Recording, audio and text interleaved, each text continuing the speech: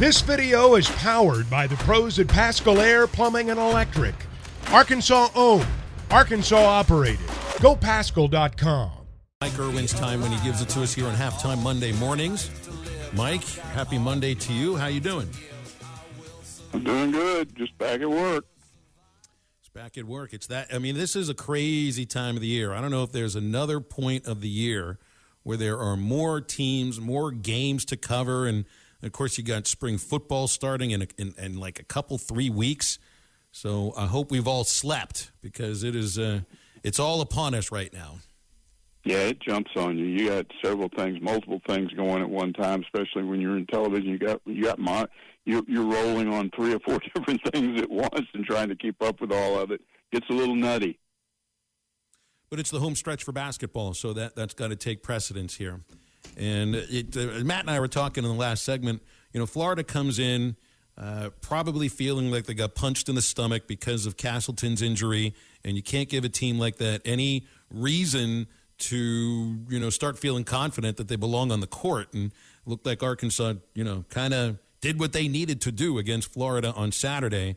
And you just got to try to get a roll going, which is going to be tough with what you got coming up.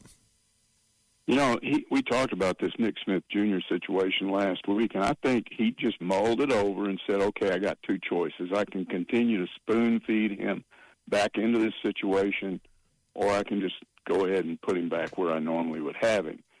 Now, everybody talked about he's causing chemistry problems with the rest of the guys. I think it was the other way around. I think the chemistry issue was with him because he was in a situation he's never been in. He's not a bench guy. He's not a guy that comes off the bench. He's not a guy that sits the bench. Muss says, you're out there. You're out there. I'm starting you. And he didn't tear it up. 10 points, I think he had 2 steals, played good defense, but he was just back in his element, and you could tell he was happy again. And then I think that Ricky Council said after the game there were no chemistry issues. He's just been gone too long. It takes a while to come back. So I think Muss did the right thing there.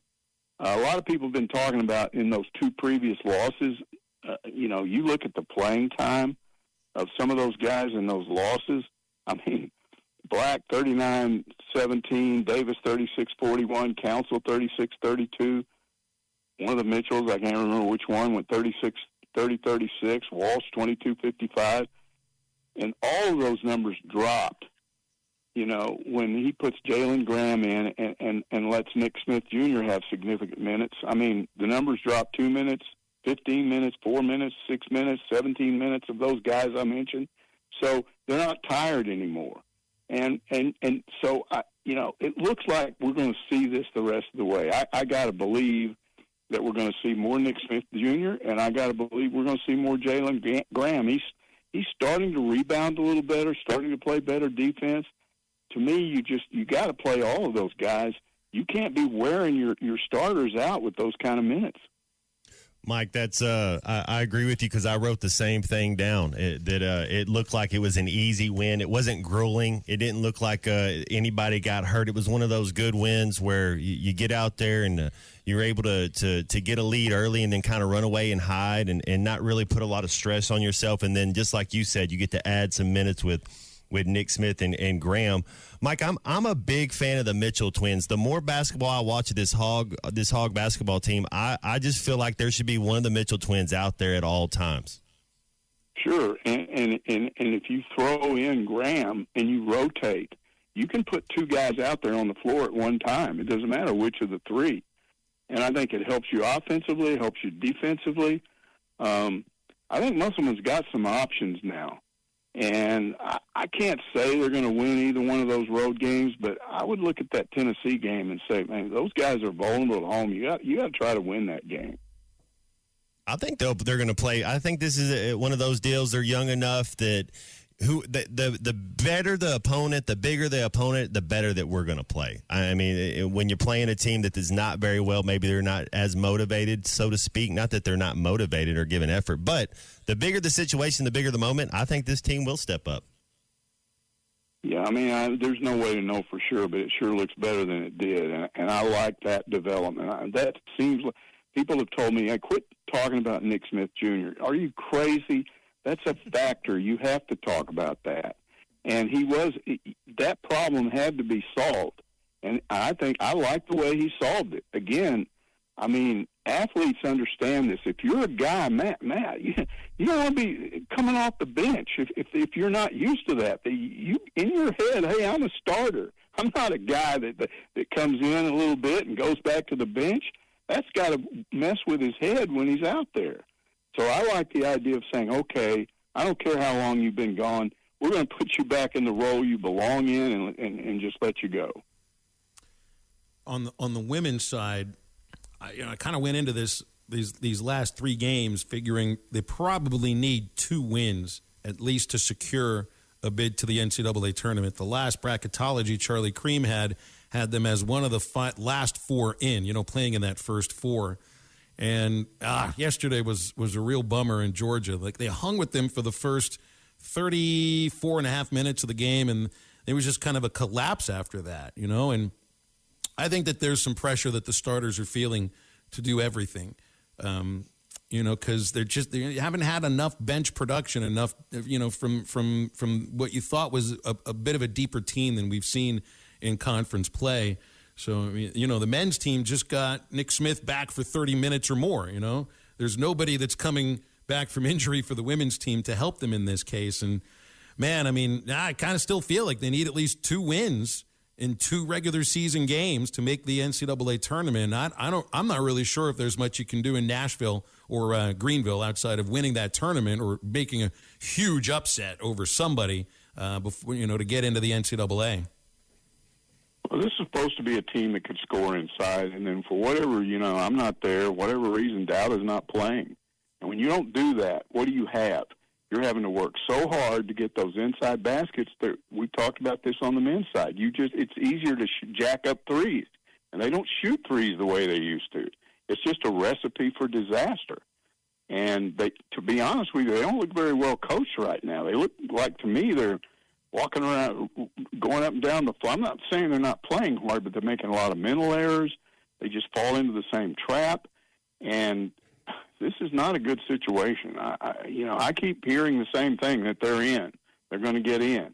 Okay, hopefully they do. But they got to do something. There's got to be something here toward the tail end of the season to give them a spark. Yeah, I think a lot of it has to do with the pressure that these starters feel to do something, and then they press a little bit and just not in a comfort zone, and we've seen other teams that have their identity, that know that there's at least, one player off the bench that can give you 7 points, 8 points, just something. But it's like, a team that is made up of starters that, on game in, game out, I think feel going in that the game all rests on their shoulders. Players want to know that they're going to be out there a lot and that they'll have opportunities to make plays to win games. But they also, I think at the same time, understand that they can't do it by themselves, and you can't just do it with 5 players. Sure. Same issue we were talking about before with the men.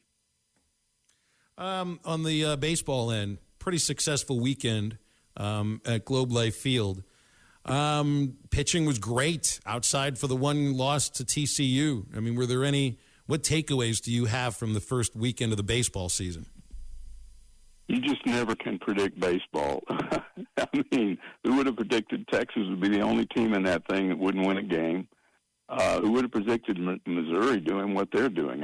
After TCU throttles Arkansas, Missouri comes back and beats them.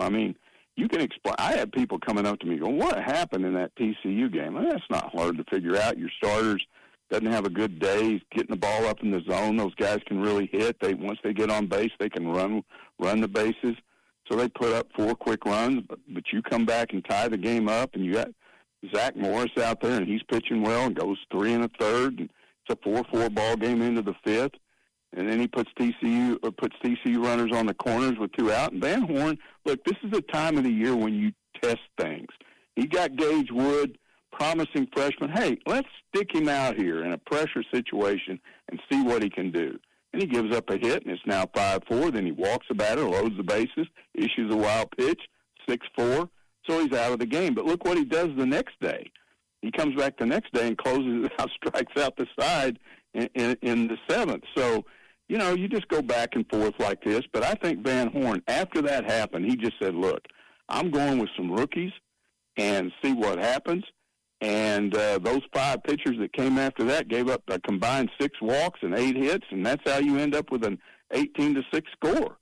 And then, Phil, you've seen this so many times. Your TCU, you've scored 11 runs and then 18 runs. You're not going to continue to do that even if you're good. So they come back the next day, and they only score 8 runs against Missouri. They're kind of on their day 3 pitching, and Missouri comes back and beats them. And people can be scratching their heads all they want, but that's just baseball. That's right. And then and the Arkansas pitching staff goes out and throws a gem on the very same day. So absolutely, it's a difficult. You got to look at those. You got to look at those numbers in those other 2 games. I mean, it's pretty impressive. I mean, they gave up 3 runs in 2 games, just 10 combined hits, 4 combined walks, 23 strikeouts, and 4 walks in 2 games. Mm-hmm. And that's against Texas, and that's against Oklahoma State, 2 Big 12 powers. Now Texas looks like they may be down a little bit, but they didn't do well last year and came back. So, it's early. I think Razorback. What I was impressed with, Phil, was all those people that went down there. Yeah. And I'll tell you this: after Arkansas lost that game on Saturday, we got a lot of new guys on this team, and I think they understood. Hey, all those people came down here to see us. We're not going to do this to them again, and they came out with a purpose on Sunday. Mike, we'll leave it there. I appreciate you, and I totally agree with you on that. Is one thing that stands out is all the Arkansas fans that were there. Dave talked about how this would be like road games, true road games. They weren't true road games. They were closer to home games in Texas, which is nuts. You got that right. Appreciate you. BetOnline remains your number one source for all your sports betting this season. Everything from the NFL and bowl season to esports. You'll find the latest odds, team matchup info, player news, and game trends at BetOnline. BetOnline features live betting, free contests, and live scores for almost any sport or game imaginable. We're the fastest and easiest way to bet on all your favorite leagues and events. Head to betonline.ag to join and receive a 50% welcome bonus on your first deposit. Make sure to use the promo code BELIEVE to receive your rewards. That's BLEAV. Bet Online, where the game starts.